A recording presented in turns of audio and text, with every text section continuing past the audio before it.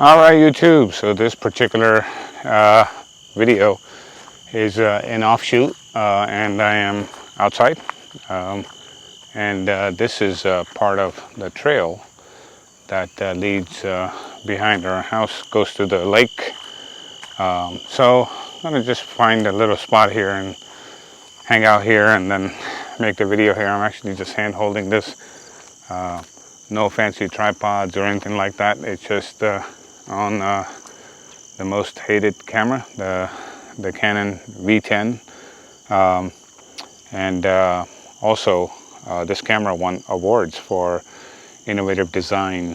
So this is arm's length. It's not hurting my arm at all, and I perfectly fit in there. So you can just check out the video for yourself. So nonetheless, let's just find a little spot here to sit and you know, just make a video. So we have a little crack coming up here where we can sit here very easily. So here I am. All right, gonna come up here, and I have a couple of deer that way that you can see they're hanging out with us. So I'm actually out here and they're just checking me out, so they should be fine. I'm gonna flip back around and I am going to just sit here. All right, so what are we talking about? Some of our YouTuber friends actually made a video. They seem very concerned about the art of photography now, all of a sudden. Many of you know that some of these channels have become very prominent, very big now over the years. And if you go back and look at their history for the last 10 years, they were the ones that promoted buy a new camera every 6 months, or if you don't buy certain types of cameras, you're a loser type of mentality. And they pushed it so hard. Mirrorless this, mirrorless that, DSLRs are dead, Micro Four Thirds is dead, none of that is true. Film is dead, that's not true either. So now they're so concerned all of a sudden about you know, the art of photography. Why? Why does it matter at this point? Honestly, yes, mirrorless technology has come a very long way, but so has cell phone technology and other technologies. The whole charm of photography today, it's just not the same anymore. It's become very stale. You're constantly lusting after gear. No one really cares about improving their basic skill. So many of you have been watching the EOS R5 Mark II, you know, the tutorial, and you're learning a lot of things. And a lot of those things, by the way, guys and gals, a lot of gals are actually watching it, which I'm excited about. That's great. They apply to the days of the DSLR. So there's not a lot of new things in the R5 Mark II. There are some, but most of these things have been in the DSLR days. So if you have an older DSLR, you can apply the same principles back to that. These people aren't there to do that because they can't sell you a new camera when you talk about older stuff. They don't make any money, right? Frankly, to me, save your money, work on your skill. That's more important than running out and buying a new camera. You don't have to go get the EOS R5 Mark II. You don't. If you're buying one and you can afford it and you really need one, go for it, no doubt. Is it going to change your photography forever? No, it's not. Is autofocus better than anything else out there? It is. But do you really need that? Not really. I mean, you can still nail any subject with, you know, the center point and 9 autofocus points on any DSLR. And the videos that I have coming up through Megapixel Monday, all those different things, they're going to prove just that. That all this mirrorless mumbo jumbo, yes, it's great advancement in technology, but it has destroyed the involvement of the person behind the shutter in the photo making process, because the camera is doing every single thing. You don't have to be a genius anymore. So if you want to come back to the roots of photography and you want to do that stuff, stay subscribed and come on through. These are the same people that sold all this gear, teaming up, going on, you know, doom buggy rides and balloon rides with Sony, and that's what they pushed. That was their narrative. Buy this, buy that. Every 6 months a new camera. You have to have it. If you don't, you suck and you don't belong in the club. And people fell for that, and it created this hysteria in this YouTube world. But in the real world, people frankly don't give a rat's rear, right? So you pick your poison on who you want to follow. Yes, they're big, so a lot of people think that they're, just because you have a lot of followers doesn't mean you're credible, right? So we actually have an actual licensed business that we run.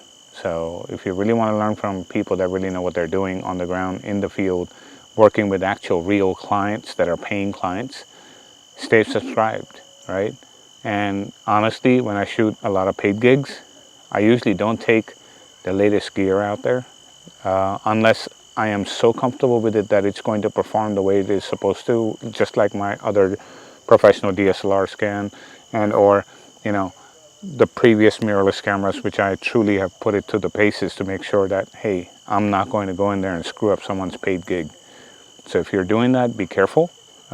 Just because 4 YouTubers said that this is the best camera in the world, don't fall for it, right? Try it for yourself. If it is, great. If it isn't, no problem, right? You can continue to evolve with it, and once it gets better, then go ahead and actually use it.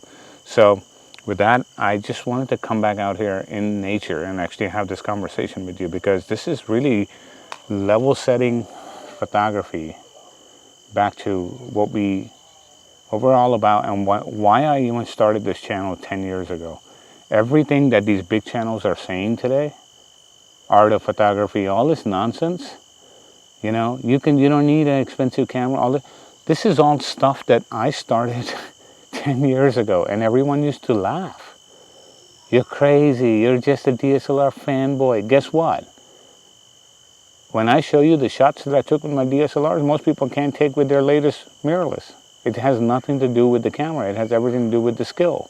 Work on your skill, guys and gals. Don't worry about the camera. Buying a new shiny toy, that's always great. It's exciting.